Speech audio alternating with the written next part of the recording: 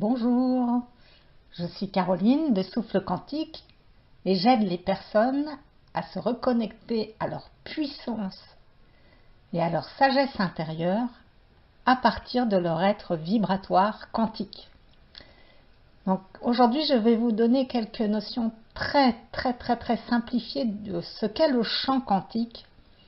pour vous donner un aperçu en fait des conséquences et des répercussions que ça peut avoir en fait dans votre fonctionnement quotidien.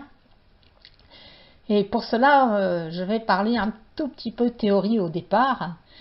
C'est-à-dire que nous, pour la plupart d'entre nous, on nous a appris au niveau des échelles de la matière, c'est-à-dire que si je pars de l'humain que je suis et que nous sommes, il est ensuite composé d'organes, qui est lui-même composé de tissus, composé ensuite en cellules, puis en molécules, puis en atomes. Et pour la plupart d'entre nous, on s'est arrêté là avec comme donnée scolaire que les atomes étaient des espèces de billes rondes autour desquelles tournaient des électrons qui étaient d'autres petites billes. Mais ça, c'est vraiment de l'ancien paradigme parce qu'aujourd'hui, ce qui décrivent les physiciens quantiques, c'est que ce n'est pas vrai du tout, que ça n'a rien de solide, un atome et un électron, que c'est juste des champs électromagnétiques localisés dans un espace un peu plus restreint que lorsqu'ils sont répartis partout, qui créent, on va dire, cette apparence de solidité et d'atome. Et ils sont allés bien plus petits que le niveau de l'atome, puisque maintenant ils en sont à continuer à découper l'atome en plein de petites structures et qu'ils appellent maintenant même des cordes. C'est-à-dire que la matière la plus petite modélisable aujourd'hui, c'est en fait une vibration sous forme de corde et qui est, on va dire, étale, juste disponible. C'est ce champ de tous les possibles dont nous parlons si souvent maintenant, cette source de création infinie, mais en potentiel, qui attend simplement qu'il y ait une autre vibration, une fréquence différente par un observateur, par l'extérieur en fait, qui va venir la faire vibrer. Et en se mettant à vibrer, ça va créer donc les atomes, et qui, par un effondrement de l'onde, suite à l'observation donc d'un élément extérieur, va se condenser sous ce que nous appelons une forme matière.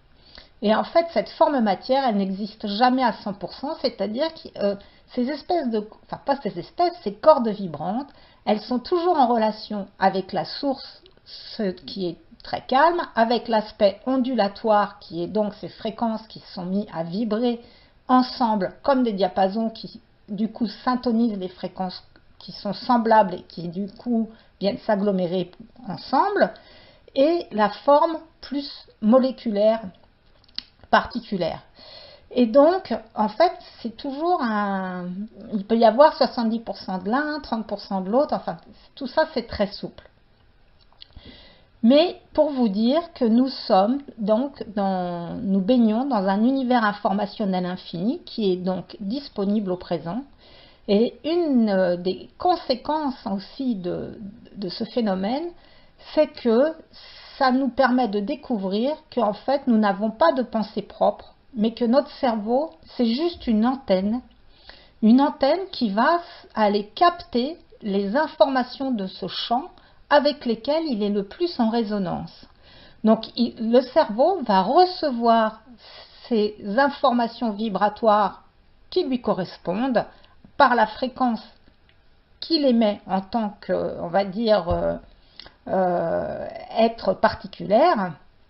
et ensuite nous allons pouvoir par notre libre arbitre de la conscience en fait, de ce rôle d'observateur que la création dont la création nous a doté, nous allons pouvoir transformer les informations reçues et les réémettre sous forme de pensée, de paroles ou d'actes, etc. Mais nous ne sommes que des antennes. Ce qui signifie que lorsque nous nous sentons vraiment en colère, par exemple, eh bien nous allons nous connecter à toutes les fréquences de colère de la Terre qui sont semblables aux nôtres, ce qui peut donner des comportements profondément explosifs et qui nous débordent. idem avec la tristesse, mais aussi idem avec la joie et la paix et tout ce que nous souhaitons de mieux dans notre vie. Donc c'est important de savoir que nous ne sommes pas nos pensées, mais nous sommes le résultat de ce que nous avons capté du champ de l'inconscient collectif qui est la somme des pensées de toute l'humanité et bien au-delà. C'est ça que j'avais envie de vous partager aujourd'hui. Et juste pour finir, je vais vous faire un petit parallèle en fait entre l'ordinateur et ce qu'il peut nous apporter, et donc ce fonctionnement entre notre mental, notre subconscient, la source, etc. C'est-à-dire que nous, devant notre ordinateur, par notre mental, nous pouvons demander un détail, par exemple de chercher une table rouge. Et l'ordinateur, en fait, va se connecter dans son disque dur et d'abord, il va avoir besoin dans son disque dur d'avoir téléchargé des programmes qui nous permettent de faire cette recherche. Et cette machine va se connecter à un champ plus vaste par un moteur de recherche qui va avoir accès à toutes les données qui nous permettent d'avoir on va dire la réponse à table rouge. Mais sauf que, en fait, toutes ces données qui sont donc dans le moteur de recherche, entre guillemets, elles sont en potentiel, c'est-à-dire que nous n'y avons pas accès. Elles sont disponibles, mais on ne peut pas y avoir accès tant que par notre attention, notre intention et une décision, nous demandons d'aller actualiser certaines de ces variables qui sont contenues dans le champ, c'est-à-dire les tables rouges. Et donc notre mental, il est très réducteur au niveau informationnel par rapport à cet espace de champ de tous les possibles. Et ce qui stocke en fait le maximum des programmes, c'est notre subconscient qui, lui, a déjà plus d'informations puisqu'il est resté en contact avec l'ensemble, on va dire, disponible de ce moteur de recherche qui est la source. Ce qui fait que plus nous sommes dans notre mental et plus nous avons accès à des informations précises, mais séparatrices et pauvres sur le plan de la quantité.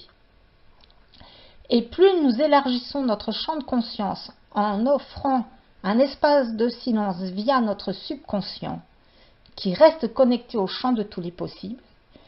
plus nous avons accès à une somme d'informations qui nous permet de réaliser des sauts quantiques dans notre évolution et notre épanouissement. Je vous remercie, à bientôt.